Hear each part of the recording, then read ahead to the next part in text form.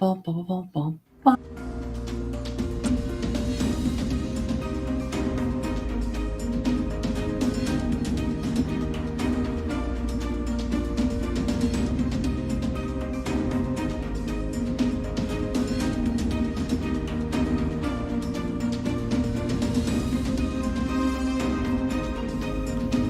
Welcome to Coffee, Culture, and the Capital with Sophia and Greg. Hello, everyone, and welcome back. We are going to recap this past week, and we had two different major days at the state capitol. We're going to go over the March for Life. We're going to discuss the Save Girl Sports hearings and what happened in those, as well as we'll give you an update about what is going to be happening next week at the state capitol, what bills that are on our bill watch list that are going to be heard. And you can always check out californiafamily.org and visit the bill watch list to get an in-depth overview of those legislation, of the bills, where we stand on them, when they have hearing dates. But we'll run through next week's at the end of the episode. But with that, Greg, what do you have? What coffee or drink do you have for coffee culture in the Capitol today? Nothing fancy, just a Keurig coffee with some cream and a little sweetener, some Truvia. So that's all I got today. How about you? I have coffee from Surf and Sip Coffee Co., and it's just an Americano. Very nice. Very nice. Greg, we had Sorry. No, all good. We had a busy day at the Capitol on both Monday and Tuesday. Greg, what did we have going on this past Monday at the state Capitol? Well, you were there, and the rest of the team, we did the March for Life, something we do every year. This is the fifth one, and had a great turnout, and it only rained for about 45 minutes. We thought we were going to get rained out the whole time, but we had some big storm come through. I don't know. I was happened to be in a pastor's meeting. We had about 45 pastors who came to the march, and we met and talked about what we're doing up here with California Family Council, and they were all enthused, but so we skipped all the rain. But when we came out, after that, we went to the Planned Parenthood, and Love Life was doing a prayer vigil, which is right across the street. Most people don't realize that we have a abortion clinic. They don't do surgical abortions. I think they just do, they hand out the abortion pill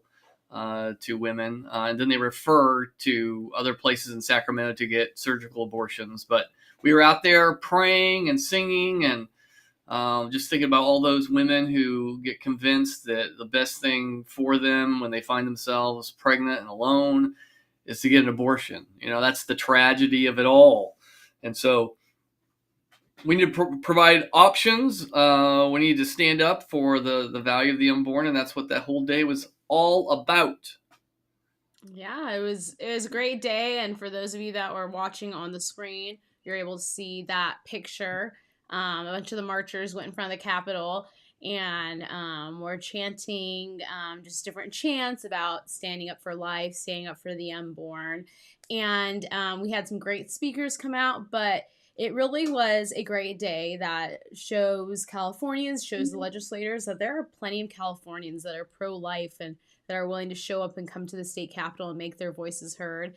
And like Greg said, after that rain was gone, it was a beautiful day outside, and we had, I believe, almost 40 different pro-life organizations tabling that had booths at the March for Life. We had some legal law firms, we had pregnancy centers, we had different student groups, and so there's a wide variety of groups that are standing up for life and standing up for the unborn and standing up for mothers and women in need. And so it was a busy day that led into our next busy day, correct, Greg? Yeah, it never slows down. The next day, we had this huge hearing on two bills that were particularly controversial here at State Capitol, but something that you have been at the center of advocating for, and that's protecting girls' sports from boys here in the state of California. Legally, If you want to figure out if a person is a male or a female, that has nothing to do with your biology. And so that is starting to affect people. We changed that in law over a decade ago. California passed a law that said sports teams and school programs and bathrooms and showers were no longer going to be separated by sex. It was going to be separated by gender identity. And what is gender identity? It's simply feelings, personal choice decides whether you are male or female. And so any guy who doesn't think he's a male and wants to be on the girls' team can be on the girls' team. And that's what's been happening, and had some great witnesses, including yourself, testify, along with a couple high schoolers who testified how they've lost spots and on their own teams because their spots have been taken by boys. And then we had a very famous person show up. Why don't you tell me about that? You were ended up being closer to him than I was. Yeah, so like you said, it was myself, two high school athletes. Both of the high school athletes are currently having to deal with boys in their sports, and it's affecting their.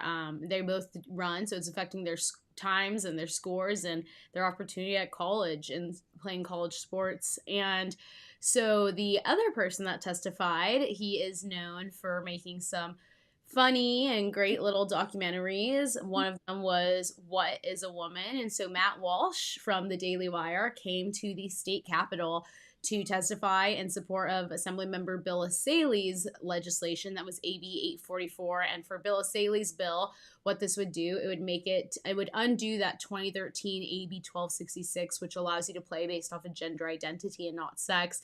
So it would go back and said you have to play on sports teams, school activities, locker rooms, and restrooms based off of your sex and not your gender identity. And so Matt Walsh came and testified on that and had some really great statements in his testimony. And so that was the second bill. And unfortunately, both the bills were killed. But before we dive into the votes and what went down on that, and let's check out Matt Walsh's testimony. Thank you. We have 2 minutes each for the two witnesses, and then we'll have our opposition witnesses with the same parameters. You may begin. Thank you. My name is Matt Walsh. Today, I'm not going to talk about fairness, although it's certainly true that allowing men to compete in women's sports is deeply unfair. And I'm not going to talk about safety, although it's certainly true that allowing men into female sports teams and into their bathrooms is incredibly unsafe. I'll let others highlight those important points. I want to talk about something even more important and even more basic. It's the most basic thing of all. It's truth. You must keep men out of women's sports and out of their facilities for the simple reason that they are men. Men are not women. A man who claims he is a woman is still not a woman. So why shouldn't men play in women's sports? Because they aren't women. It isn't true. We should not allow men into women's sports for the same reason we shouldn't go around claiming that 2 + 2 = 7. It's just not true. It is a lie. The man who identifies as a woman is either deluded and confused, or he is a cross-dressing fetishist looking to play out his fantasies in public. In either case, the claim that he's making, the claim to womanhood, is not true. And compelling women to take part in this untruth is evil, perverse, and predatory. If you would use the force of law to compel young girls to use a changing room with a boy, you are yourselves predators. Transgenderism is a lie. It is, in fact, the most deranged lie that mankind has ever invented. In a free country, nobody should ever be forced to participate in a lie. As lawmakers, you have an obligation to the truth. It is a truth that I know you all recognize because every human who has ever lived on earth recognizes it, that men are men and women are women. It is that simple. And the question before you is just as simple. The question is this: will you side with the truth, a truth so basic that every toddler understands it, or will you disgrace yourselves by denying it? That is your choice to make. Thank you. So, I mean, there was some fiery lines in there, but he really did crack down on the fact that there's not this big, large, in-depth discussion as to why boys shouldn't be in girls' sports. It's simple. Boys are boys and girls are girls, and that's it at the end of the day. Right. Greg, what were your kind of thoughts on that, or maybe from that bill?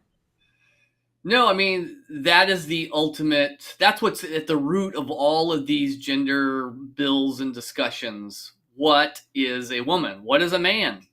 Um, there's two distinct explanations and answers to that question, and there's no real compromise. There's no real like in between stage that we could take that I know of.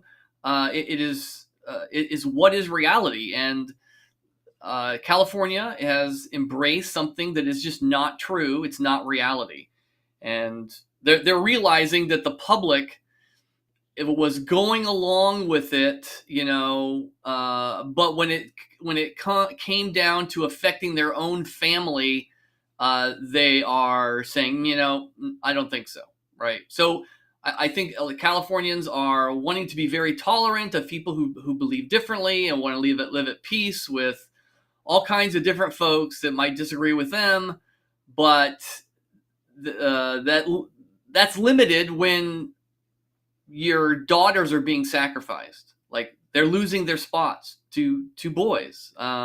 It doesn't, and making them undress and shower with boys. Like that girls' sports will completely disappear if this is normalized. I mean, every coach, once boys start to infiltrate the girls' sports, every coach is going to say, "Well, I need a boy on my team."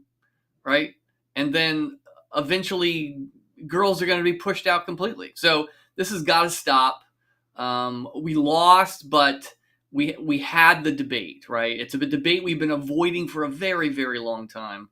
And so I hope this is the beginning and not just, I'm sure that the Democrats are hoping this goes away. Now, fine, we had a debate. Now, we said no. Now go back and just, live with it. Folks, that the public needs to object strongly, refuse to compete in any contest with a boy present. And if that happens, I think this is going to change quickly. Absolutely. And we saw in this discussion, in this debate, the Democrat Assembly members had unfortunately a lot of disrespectful, negative, and rude things to say, and a lot of we're just saying common sense things, and they are just not. At the end of the day, I urged them to think about their daughters and granddaughters when voting on this, and so both Speaker Robert Rivas and Assemblymember Chris Ward, who's the chair of that committee, they both mentioned that they had daughters, and I think they were trying to say, but this is why we're voting for this. And I'm very glad that my dad actually cares about me and would never vote against me and would always defend me. So it was really heartbreaking to see them vote against their daughters and to Right. against the California girls. And so I was able to testify on AB 89, which was Assemblywoman Kate Sanchez's bill. And this was the bill. So they were both great Safe Girls Sports bills. Assemblymember Bill Salis dove into a little bit more in depth with bathrooms, some school ed codes, all that, where Assemblywoman Sanchez is focused strictly on CIF and sports.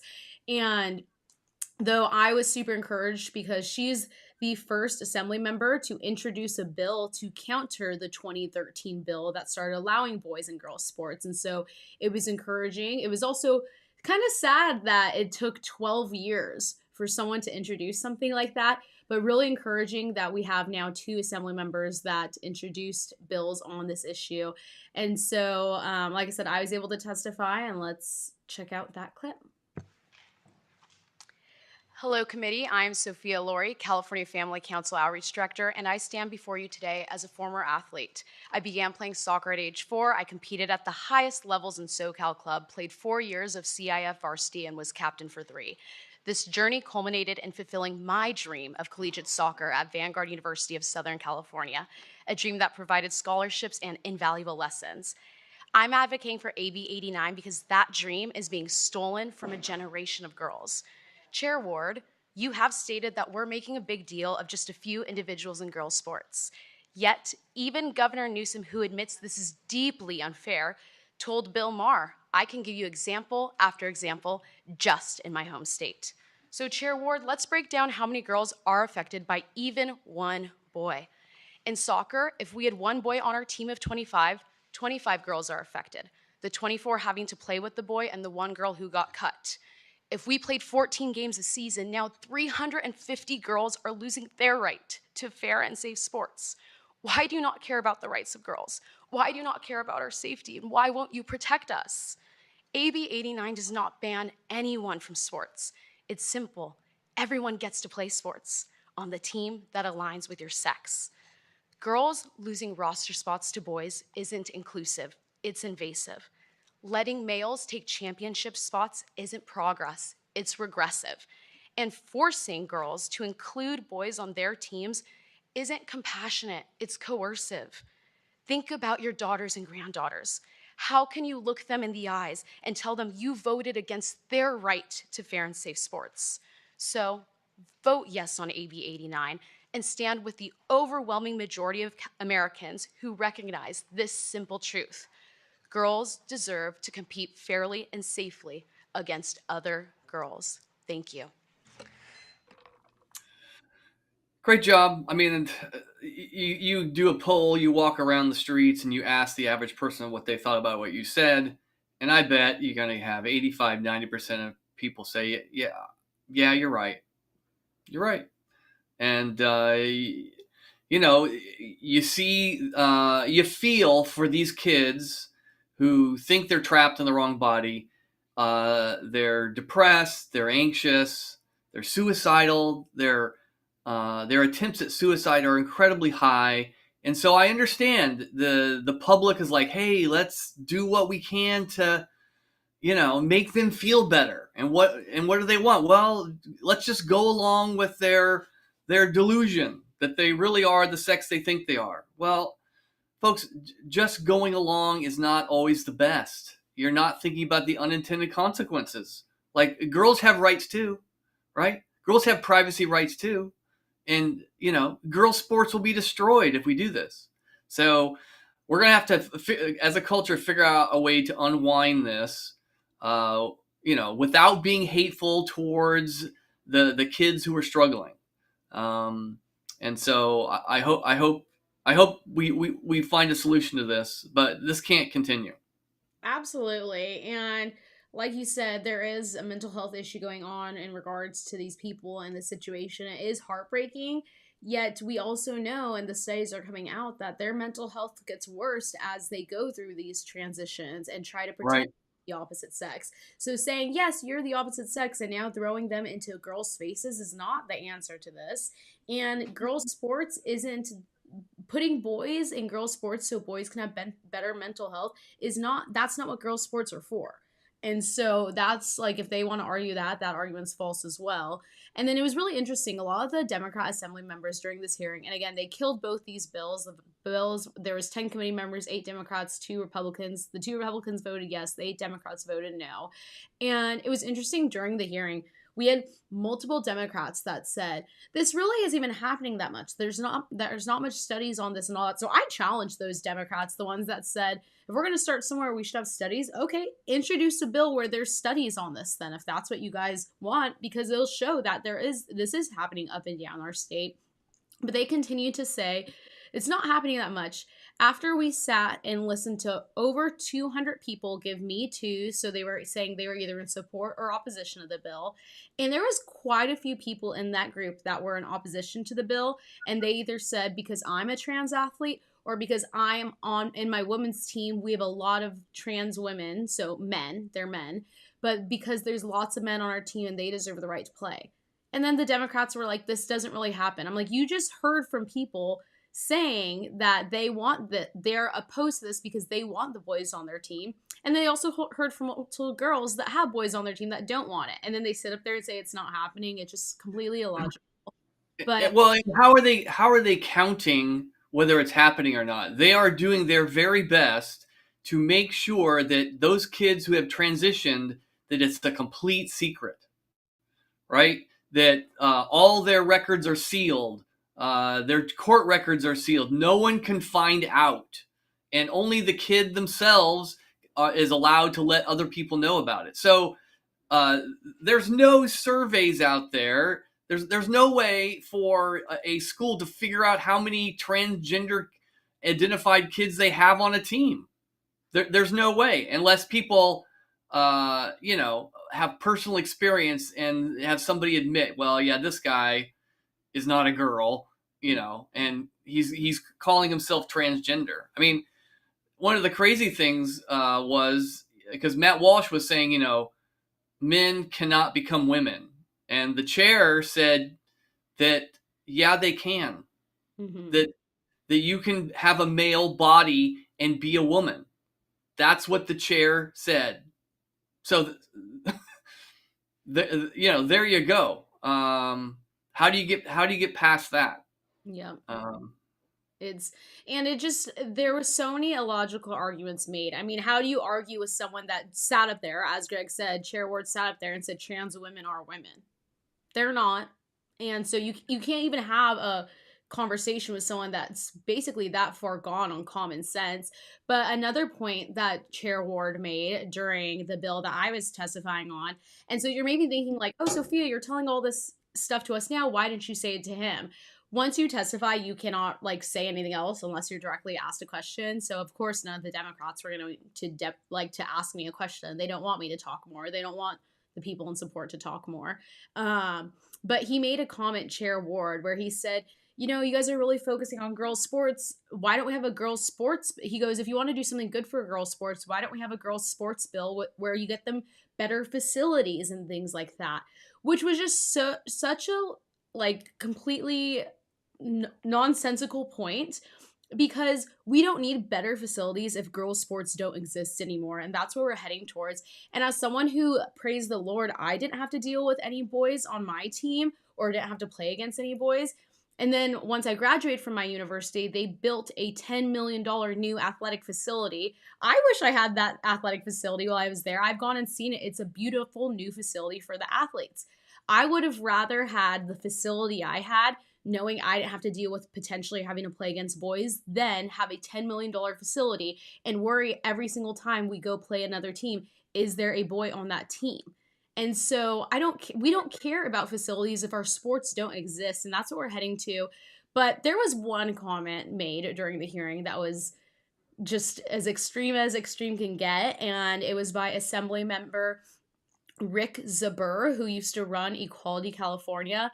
And let's just see what he had to say about those who were there to support girls' sports. What I say is, this is really reminiscent to me of what happened in Nazi Germany in the 1930s. We are moving towards moving towards autocracy in this country. In Nazi Germany, transgender people were persecuted, barred from public life. Mr. Gonzalez. I appreciate my colleagues' comments, but if we can stick to the point. This is about this. This is about this bill. They Thank you, were Mr. barred Zbur. from public life. They were detransitioned. They were was about imprisoned Nazi and killed in Germany. concentration camps. And the way that it started was the same kinds of things that are happening in this country by the Trump administration, taking rights away, trying to erase the existence. And I think the thing that I would sort of say is, at the end, one of the things that that I was thinking about once I came into this room today, and I have actually spoken to hundreds of parents of transgender kids that are the most vulnerable kids in our school system, and we have a responsibility to look out for all of those kids. On the Holocaust Memorial Museum, there's a quote that basically said, first, they came for socialists and I didn't speak out because I was not a socialist. Then they came for trade unionists and I did not speak out because I was not a trade unionist. Then they came for the Jews and I did not speak out because I was not a Jew. What they left out is they came for LGBTQ people and transgender people and no one spoke out. And then they came for me and there was no one left to speak for me. Our march towards autocracy and fascism in this country is very real. This is part of the right-wing playbook to get there. And I want to tell you that I am both saddened and disgusted that this bill was brought today, and I will be opposing it. Thank you. I'm saddened and disgusted that he felt the right to compare us girls and all the moms and the parents and the dads and the sons that were there to support their daughters and sisters and granddaughters and girls' sports, that he was going to compare them to Nazis in Germany. But Greg, I'll let you take over from that. Oh my gosh.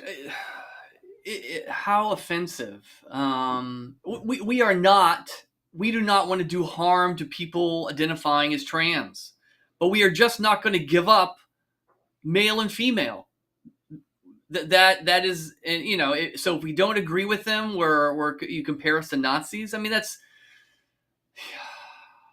what is that? I mean, that's almost trying to induce people to really consider us the most dangerous people on the planet. And a funny thing later, some of the Republicans reacted, including Assemblyman Bill Asaley, and he said, "So, Mr. Zbur, this would mean the governor Newsom is a Nazi because he's not on your side." Right, so you might as well start impeachment process, right? You know, and then think about, there was a recent New York Times poll that said 67% of all Democrats do not want boys and girls sports. That's the New York Times. So now 67% of Democrats are Nazis, right? It's the rhetoric is meant to shut people up, right? Don't speak. Don't oppose us. Oh, we're going to call you the worst thing. We're going to call you the most evil thing that ever existed. You know, it's kind of the trump card. If you want to refer to someone as bad and evil, you refer to them as a Nazi. It's like the most egregious group that we all agree is bad, and so nobody wants to be referred to that. So I hope that is no longer going to work at silencing people. It's just tiresome. Yes, absolutely. And it does one of two things. One, they put the people that they're calling this in harm's way, because if someone is a Nazi, that's a horrible, horrible thing. Two, if you keep calling everyone you just disagree with on any topic a Nazi, it minimalizes what the Jewish people actually went through in the Holocaust and what the Nazis really did. That was a horrible time. And like Greg said, I think that is one of the few, there's a couple different things in history that we all agree on as a public is a horrible, horrible thing. And we never want to see anything like that ever happen again. And then to say that all the people that were at the Capitol that day saying, there was girls that, I was talking to a group of girls that literally missed school that day to come defend girls' sports. They said, yeah, we felt like this was more important to show up and make our voices heard. And they're now Nazis, according to Assemblymember Rick Zbur. What was even more disturbing was in that clip, you saw the Assemblymember Jeff Gonzalez, who's a new Republican in the Assembly. He tried to call a point of order, basically saying, like, this is not relevant to the bill, you calling these people Nazis. And that would have been the perfect opportunity for the chair or the other Democrats on the committee to say, you know what, you're right, that language, that's not okay, you shouldn't be calling these girls that. And instead they said, carry on. So that's what the Assembly Democrats on that committee think of all of us who don't want boys and girls sports. So keep that in mind as we have future hearings, future bills, and all that. And don't let them shut you up by saying that. If anything, come back stronger and keep standing for the truth. And Greg, people have opportunity to stand for the truth next week at the state capitol, correct? Oh yeah, we're in the midst of bill hearing season, and so every week their bills are going before committees, trying to get through the process to eventually get to the governor's desk. And so there are bills on our watch list. If you go to our website, californiafamily.org, under the Learn More tab, you will see that we have a watch list. And so I just wanted to mention some of the bills that are up next week, just to give you an idea. This is going to be a short little overview. So SB 607, this is a bill introduced by Senator Minjavar.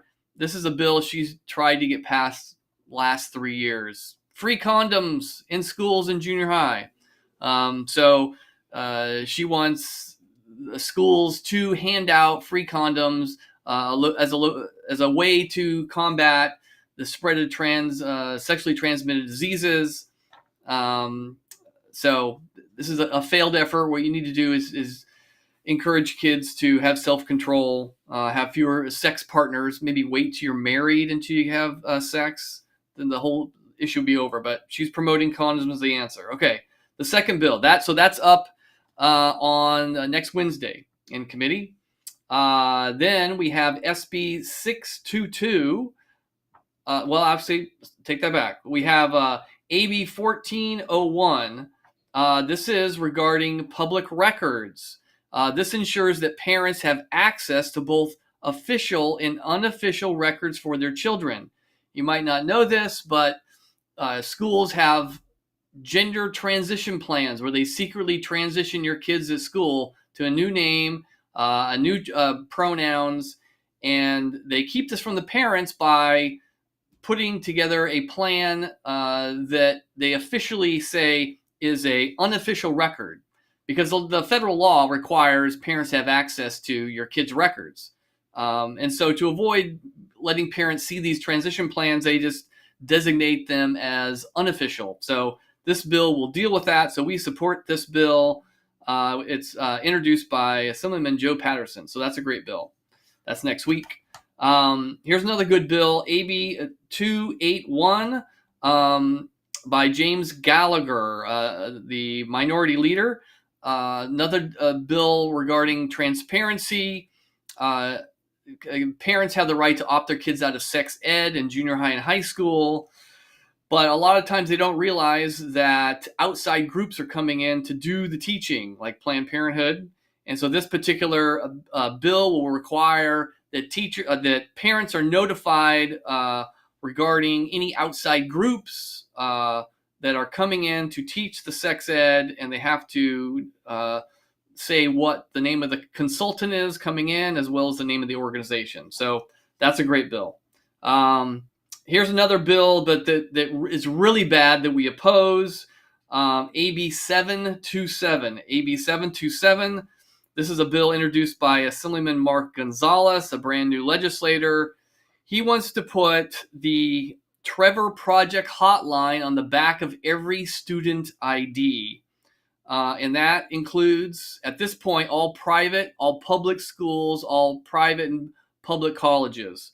Doesn't matter. And so that is what we hear that he might amend out and say it's only for public schools. But the Trevor Project is one of the largest LGBT organizations in the country, pushing kids to transition to all these things that we've heard about, where kids are picking their genders.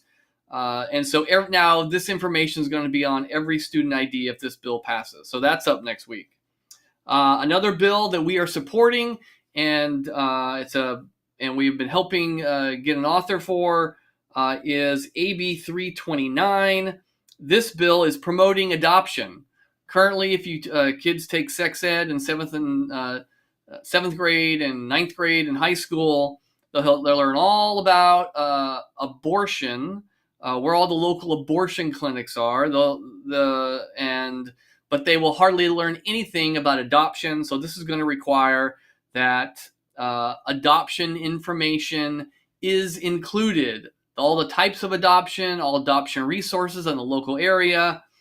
We want kids, if they find themselves pregnant with an unintended pregnancy, they turn to adoption and not abortion. All right. The last bill I want to mention that's up next week is SB 418. SB 418.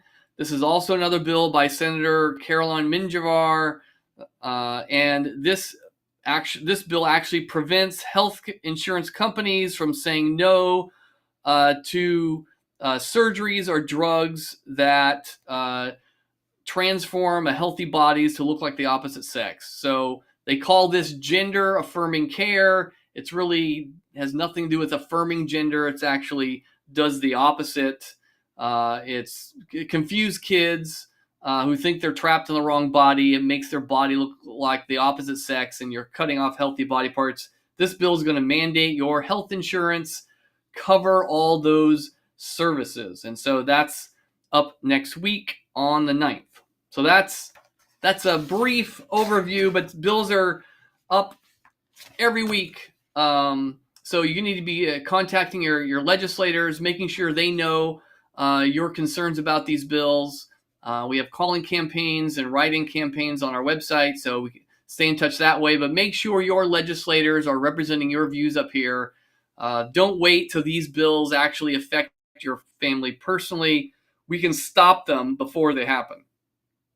Absolutely. And so with that, if you have any questions or thoughts or want to know more about any of these bills, again, visit californiafamily.org. We have our bill watch list, and we have different articles out about some of those bills as well. And we will be posting on socials about where you can find out more about the hearing, who to call, whether you're supposed to be urging a yes or no vote. And Greg, how else people can sign up for our newsletter, correct? That's right. Go to the website, look at the sign up tab, sign up for the newsletter. You keep stay in touch with what we're up to. But before we end, I had one more thing that I wanted to let you know what's here happening in Sacramento. We just found out about this week.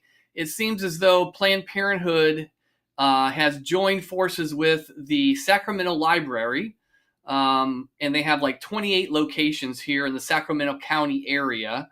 And they are 12 of those locations. They have put up a sexual health resource cabinet. It's just a little display that is available to anyone, so that anyone walking into the library can get free condoms, can get free lubricant, free pregnancy tests, free dental dams, all things sexual. And it has a nice big sign that says, "Are you having safe sex?" Right? Um, and putting these resources right there where, your kids have access to them. And so they are putting this right now. It's in 12 different locations here in the Sacramento area. And if they're doing it here in Sacramento, they're probably trying to do it in your community too. So it's shocking that they think little kids need access to condoms and lube. But this is what they're doing. They're sexualizing our kids, normalizing younger and younger kids having sex, makes them vulnerable to abuse. It really is disturbing. I remember taking my kids to the library, and you kind of send them off and tell them to go find a book. Libraries are no going to be safe places for kids. And so, your kids, instead of coming back with a cool little book, they're going to come back with a condom. Can you imagine? So parents, you have to object to this. If this comes into your community, right here in Sacramento, they're only putting it out in, a part of only 12 of the 28 locations. So they're probably seeing what kind of reaction they get from the community. If the community says, no, we will not allow this, we object, then it will change. But if everybody kind of just does nothing, sees it and says nothing, then this will simply thrive. So I wanted to bring that to your attention. A CBS News hearing in Sacramento covered it the other day, but I want you to be aware that it's probably going to spread. Perfect. Well, with that, we will see you guys all next time.